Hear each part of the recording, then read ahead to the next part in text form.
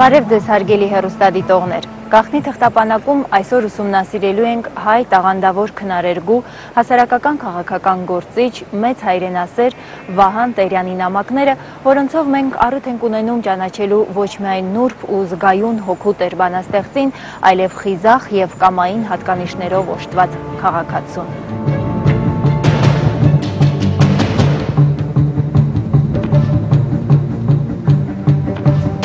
Գարունը այնքան ծաղիկ է վառել, գարունը այնպես պայծառ է կրկին, ուզում եմ մեկին քնքշորեն սիրել, ուզում եմ անուշ փայփայել մեկին։ Սա մեզ բոլորիս հայտնի Տերյանն է, բանաստեղծ, ով թեև կարճ կյանք ապրեց, բայց այդ ընթացքում մեզ ավանդեց հսկայածավալ գրական ժառանգություն, զբաղվեց հասարակական քաղաքական բուռն գործունեությամբ, սիրեց ու սիրվեց։ Գաղտնի թղթապանակում այսօր Վահան Տերյանի անավարտ նամականինը։ Վահան Տերյանի մինչ օրս հայտնի նամակները 335-ն են, սակայն տերյանագետները վստահ են, որ դեռևս մեծ թվով չհայտնաբերված նամակներ կան, որոնք հանրությանը ներկայացնելու և ուսումնասիրելու դեպքում բանաստեղծի կերպարն առավել կամբողջանա, առավել խորությամբ կարող ենք պատկերացում կազմել Տերյանի ապրած ժամանակների, նրա մտահոգությունների ու խոհերի մասին։ Խորհրդային միության տարիներին, երբ տպագրվում էին Տերյանի նամակները, ուսումնասիրվում էր Տերյանի կենսագրությունը, շատ փաստեր այսպես շղարշված էին մնում, չէին անդրադառնում շատ հարցերի, որովհետև դրանք չէին տեղավորվում Խորհրդային միության գաղափարախոսության մեջ։ Ասում են մինչ օրս Վահան Տերյանից առավել ոչ մեկին չի հաջողվել հղկել և կատարելագործել գրական հայոց լեզուն։ Ինչպես մեկ դար առաջ, այսօր էլ նույնքան թարմ և ուսանելի են պոետի հոդվածներում, ելույթներում ու նամակներում արտահայտված մտքերը մեր իրականության, հայ ժողովրդի ու նրա ապագայի մասին։ Վահան Տերյանը վստահ էր, որ լեզուն ազգի հոգին է, կենդանի է այդ հոգին, կենդանի է ազգը, կենսունակ է առաջինը, ուրեմն կենսունակ է նաև երկրորդը։ Այդքան լավ հայերեն գրել կարող է միայն իսկական հայ բանաստեղծը, հայ բանաստեղծ, որ շատ է սիրում հայոց լեզուն։ Էլ չեմ ասում այն մասին, որ տասական թվականներին, երբ սկսեց գրվել նա հրաշալի շարքը երկիրն հայերեն, բոլորը պիտի հասկանային, որ Տերյան ամենահայրենասեր հայ բանաստեղծներից մեկն է։ Եվ ուզում ես հիշեց այդ նա ռուսենի լավմացությունը, երբեք չգայթակղվեց ուրիշ լեզվով ստեղծագործելով, երբեք չգայթակղվեց ուրիշ մշակույթին մաս կազմելով և ամբողջովին իրեն նվիրեց հայ գրականությանն ու հայ մշակույթին։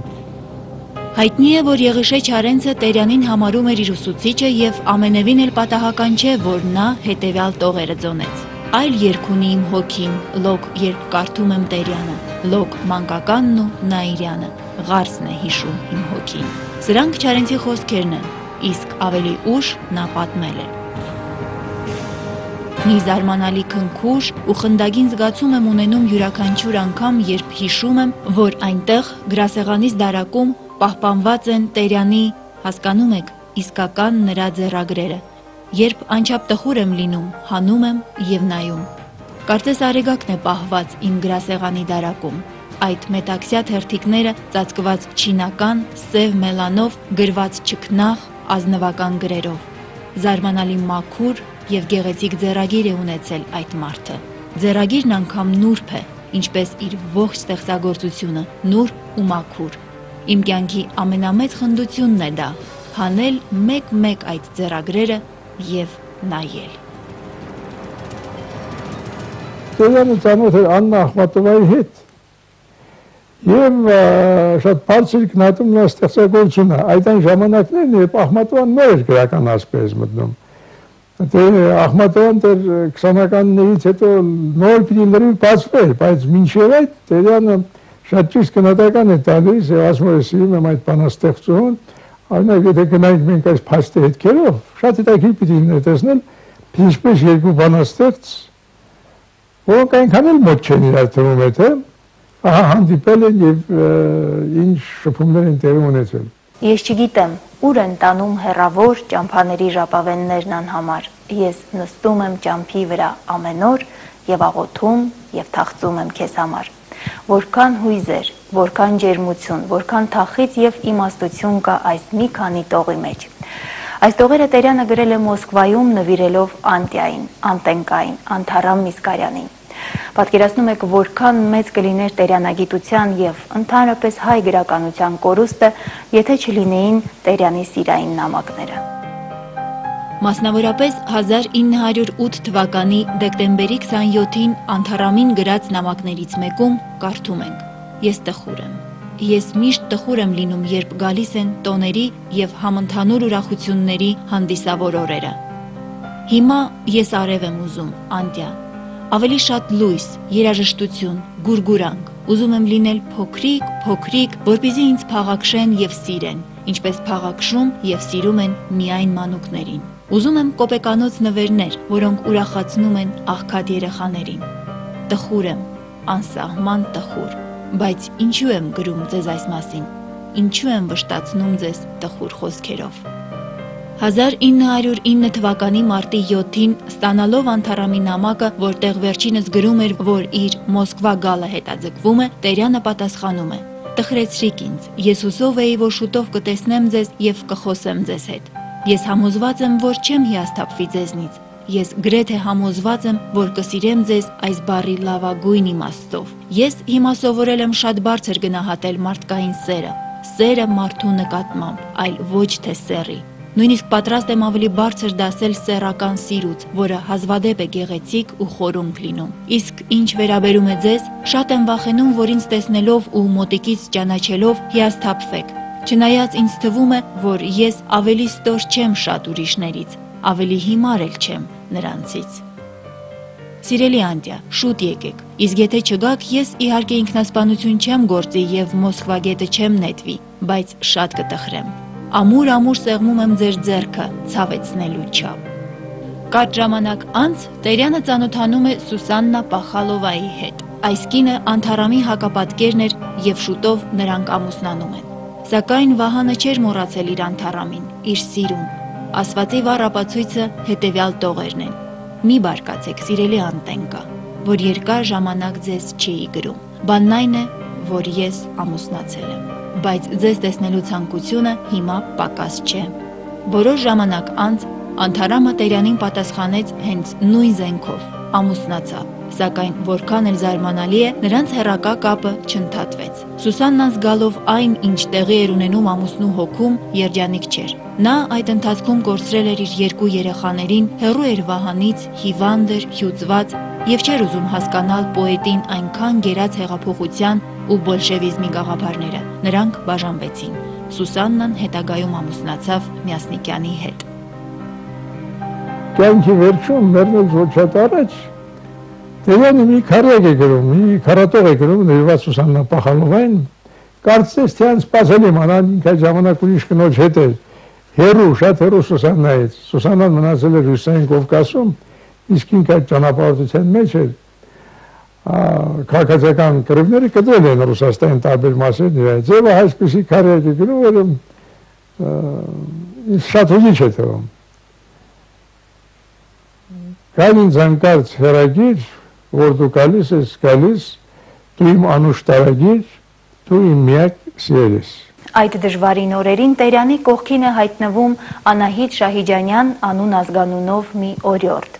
Կար ժամանակ անց նա դարձավ Տերյանի կինը եւ նրանք ունեցան իրենց նվարդ դստերը։ Անահիտը գիտեր, որ Տերյանը թոքախտով հիվանդ է, նա երկար չի ապրի։ Այնուամենայնիվ որոշեց ամուսնանալ տաղանդավոր բանաստեղծի հետ եւ այդ կնոջ շնորհիվ Տերյանը ժառանգ ունեցավ։ Անահիտը Տերյանի կողքին էր մինչ բանաստեղծի կյանքի վերջին ժամերը։ Օնիկ Օհանջանյանին գրած նամակում Տերյանն ասում է. «Մի բան կխնդրեի անողոք ճակատագրից, այն է մենակ չմնալ եւ մտերիմ ընկեր ունենալ։ Ես շատ եմ խորհել եւ ի վերջո եկել եմ այն եզրակացության, որ միայն կինը կարող է լինել այդպիսի մտերիմ ընկեր, բայց իհարկե ոչ քաղքենի կինը, այլ կին մարդը, խելացի կինը, կին ընկերը։ Արդյոք կա այդպիսին ընդլուսնի աշխարհում»։ Իսկապես այդ կինը շատ մեծ դեր է կատարել Տերյանի կյանքում, մենք պիտի շնորհակալ լինենք, պիտի երախտապարտ լինենք այդ կնոջը։ Չեմ ուզում մոռանանք նաև Նվար Տերյանի ծառայությունները, Տերյանի միակ դստեր ծառայությունները, վաղուց են մահացել, մինչև մեռնելը նա հասցեց մի հետաքրքրական քիչ հրատարակել։ Տերյանի նամակները մինչև հիմա ամբողջապես հավաքված հրատարակված չեն։ Նվար Տերյանը ժամանակին հրատարակեց Տերյանի նամակները Միսկալյան քույրերին, հետո այդ նամակները ռուսերեն, նամակները գրված են ռուսերեն, հետո այդ նամակները թարգմանվեցին, տպագրվեցին նաև հայերեն, բայց առաջին հրատարակությունը պատկանում է Նվար Տերյանին եւ հրաշալի հրատարակությունը, մանավանդ այդ նամակները իրենք հրաշալի գրական փաստաթղթեր են, թեև ընդամենը նամակներ են, առօրյա նամակներ ուղղված այդ երկու քույրերին, ոնց է Տերյանը ծանոթել, բայց դրանք շատ արժեքավոր են եւ գրական կորս։ Կարծում ես այդ նամակները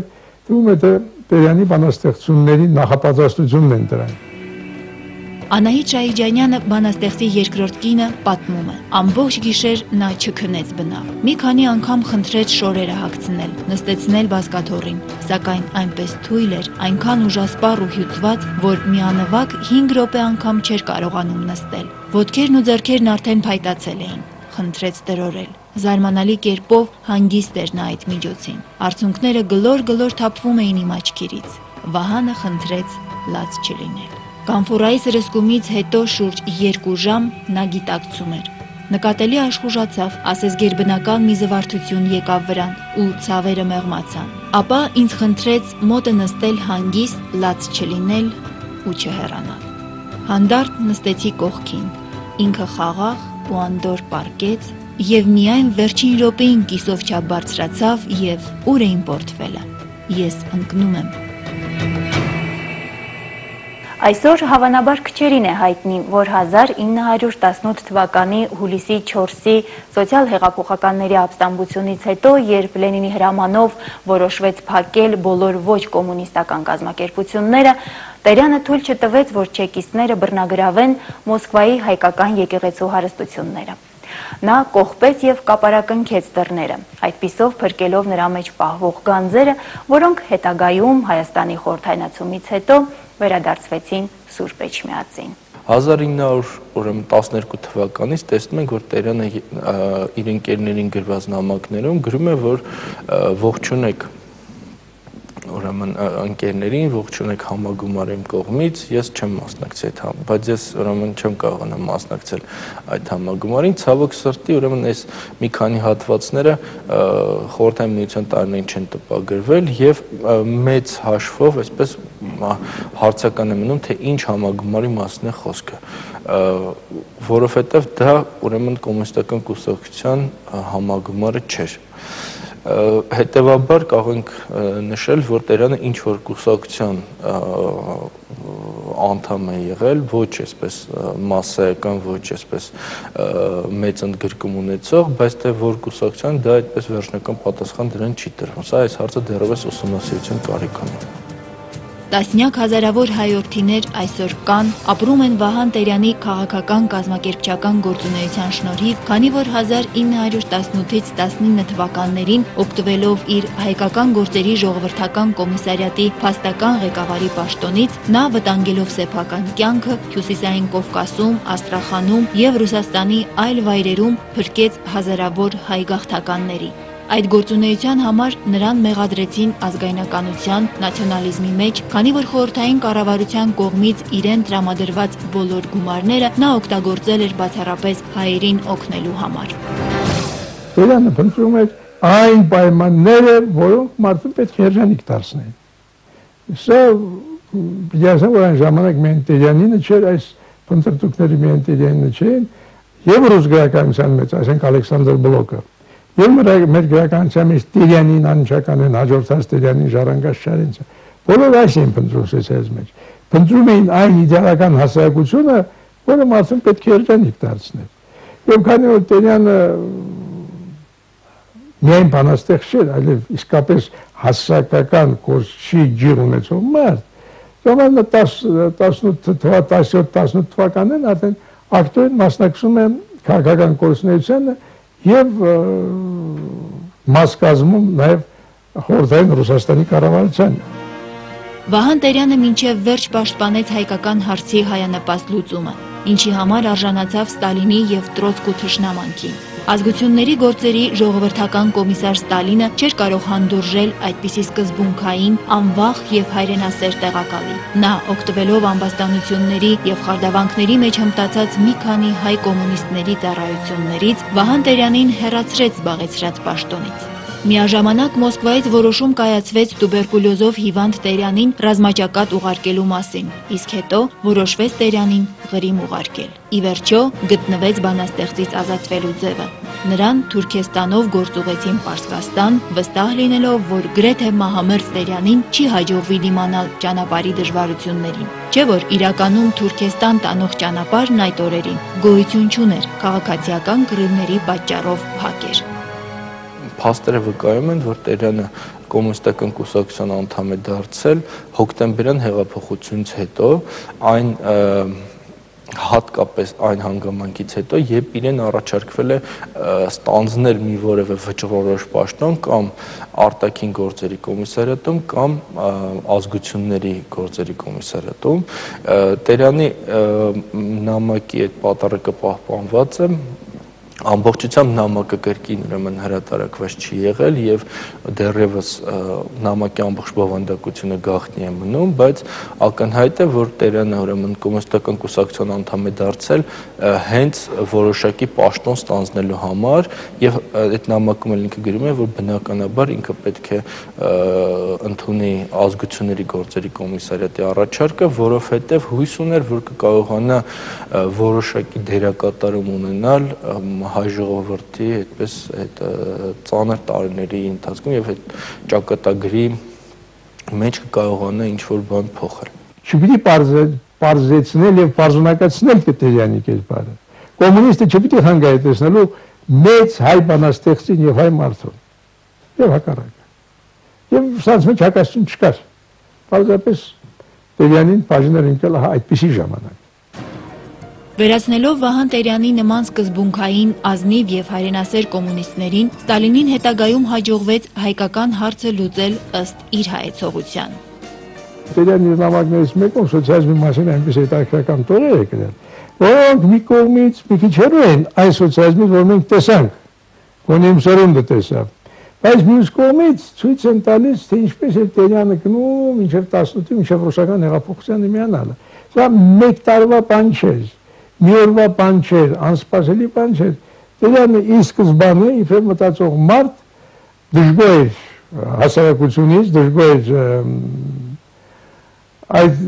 շրջապատող իրականությունից եւ ելք է փնտրում ինչի համար։ Ելք է փնտրում առաջնորդին մարդու։ Բավականին ուշագրավ է Տերյանի 1906 թվականի հունվարի 9-ին Ալեքսանդրապոլից Սոնա Օտարյանին ուղարկած նամակը, որում մասնավորապես կարդում ենք. Թիֆլիզում մտա դաշնակցություն կազմակերպության մեջ իբրև պրոպագանդիստ։ Մերոնք լավ են այժմ, բավականին զինված են։ Մանավանդ դաշնակցությունը մեծ դեր է խաղում եւ իմ խորին համոզմամբ, եթե չլիներ նա, շատ տեղերում ոչ մի հայ չէր մնա։ Ցավոք, այս շրջանում, ինչպես նաև հետագայում, Տերյանի գրած տասնյակ նամակներ կիսատ են մեզ հասել, մկրատված են եւ տերյանագետներն այսօր մեծ դժվարությունների առջև են կանգնում վերծանելու համար այդ նամակները։ Ընկերոջ հետ Պողոս Մակինցյանի հետ Տերյանը գալիս է Թիֆլիս, այստեղ անդամագրվում է կուսակցությանը, ըստ երևույթին Ավետիք Իսահակյանի միջնորդությամբ եւ ապա եւս ըստ երևույթին Ավետիք Իսահակյանի միջնորդությամբ գալիս են երկու ընկերներով Շիրակի դաշտավայրը դաշնակցության քարոզն իրականացնելու։ 1917 թվականին եղբորը Ղազար Ջավախեցուն բանաստեղծը գրում է.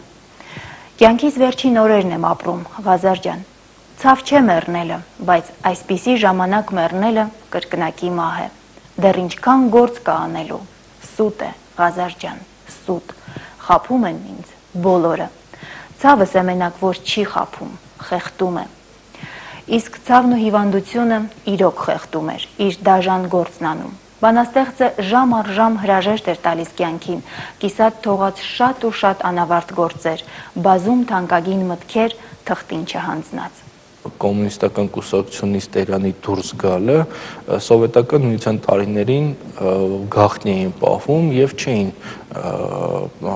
քարոզվում, որովհետեւ դա կարող էր այսպես բիծ նետել խորհրդային միության ճշմարտացիության, չգիտեմ, բացարձակ ճշմարտության վրա։ Հայտնի է, որ կոմիսարիատի ներսում Տերյանին մեղադրում էին ազգայնականության մեջ, ազգայնամոլության մեջ, նրանում, որ ինքը շարունակում էր պահպանել իր կապերը դաշնակցական գործիչների հետ եւ հատկապես Հայաստանի առաջին հանրապետության հետ։ Տերյանը մնում է մեր 20-րդ դարի հայ իրականության ամենապայծառ ամենալուսավոր դեմքերից մեկը, որի եւ ստեղծագործությունը, եւ գործունեությունը, եւ հրապարակախոսությունը դեռ շատ երկար ճանապարհ են գնալու, ես համոզված եմ հայ հասարակության զարգացման զուգընթացին։ Եվ արժի, որ այսօր մենք փորձենք ավելի խորն հասկանալ Տերյանին եւ իբրև բանաստեղծի, իբրև հասարակական գործիչ։ Վահան Տերյան հայրենասերի գրողի կորուստն անչափ ծանր ազդեցություն գործեց Չարենցի վրա։ Նրա կողմից հիրավի համարձակ քայլ էր այդ օրերին թշնամու պիտակ ստացած գրողի մասին հետևյալ տողերը ասելու, նույնիսկ բանաստեղծություն ձոնելու համար։ Չարենցը գրում է. «Ինձ համար Տերյանն այն ժամանակ ոչ միայն հանճարեղ պոետ էր, այլև միֆական անձնավորություն։ Իմ տպավորության մեջ անջինջ մնաց նրա թուխ, մի փոքր դեղնավուն, խիստ հայկական դեմքը եւ սև աչքերի խոնավ նայվածքը։ Նրա դեմքին կարծես մշուշ կար, եւ նրա աչքերը այդ մշուշի միջից նայում էին խոնավ նայվածքով։ Դեմքը թեկուզ եւ հայկական էր, մի փոքր կոպիտ դիմագծերով, սակայն թողնում էր ծայր աստիճանի կրթված, մտավոր աշխատանքով ապրող մարդու տպավորություն։ Դեմքի վրա կար հիվանդագին հոգնածության կնիկ, եւ նրա կերպարանքն ամբողջովին համապատասխանում էր նրա պոեզիային»։ Չարենցն իր միտքը ամբողջացնում է Տերյանին նվիրված բանաստեղծությամբ։ Վերադարձիր, օ, մենք քեզ կտանք թե սեր, թե հուրեր, թե խնդություն, ինչպես սիրած մի թափառական դու կրկին կմտնես տուն, կգգվի դեմքիդ քամի մի զով, օրերի շունչը արդեն հնչեղ, կլցնի հոգիդ անհուն հույզով ու նոր երգեր կներշնչե, վերադարձիր, օ, վերադարձիր։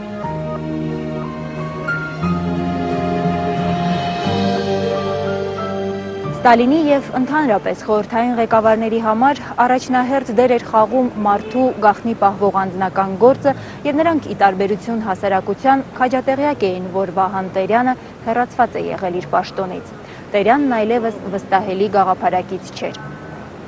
Տերյանագետներն այն համոզման են, որ հավանաբար այս պատճառով է, որ պոետի արձանը Երևանում կանգնեցվեց անկախության նվաճումից հետո միայն։ Ուսումնասիրելով Վահան Տերյանի նամակները մենք նոր բանաստեղծ, նոր սիրահար եւ նոր քաղաքացի ենք բացահայտում։ Այնուամենայնիվ գաղտնի թղթապանակում դեռևս բազմաթիվ ուշագրավ փաստաթղթեր կան, որոնք առնչվում են գրողի կյանքին ու գործունեությանը, որոնք արժանի են հրապարակման։ Այդ մասին մեկ ուրիշ անգամ։ Մինչ նոր հանդիպում։